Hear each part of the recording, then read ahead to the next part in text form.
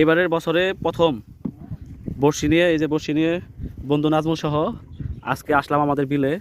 আমাদের বিলের এরিয়াটা দেখাই। ওই যে অনেক দূরে বিল, একদম নীল আকাশের নিচে চকচকে পানি, কি সুন্দর পরিবেশ। আমরা নৌকা বেয়ে যাচ্ছি বড়শি নিয়ে কিছু মাছ ধরতে। দেখি সর্বশেষ মাছের কতটুকু আমরা কালেকশন করতে পারি বা ধরতে পারি। তো মাছের আছে, চাপ আছে ভালোই, কিন্তু মাছ অতটা জালেও আসে না, বড়শিতেও ধরে না।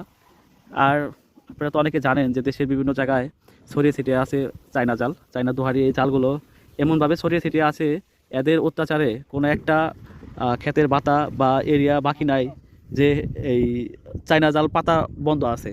মাছ কীভাবে বড় হবে, কীভাবে থাকবে? এরপরও কিছু মাছ বেঁচে থাকে, তাহলে তো আর বংশ বৃদ্ধি হবে না। তো আর বিলে এই যে আমি পিছে বন্ধু নাজমুল নৌকার মাঝি বৈঠা ধরে আসতেছে। তো দেখে আপনাদের সর্বশেষ কি দেখাইতে পারি।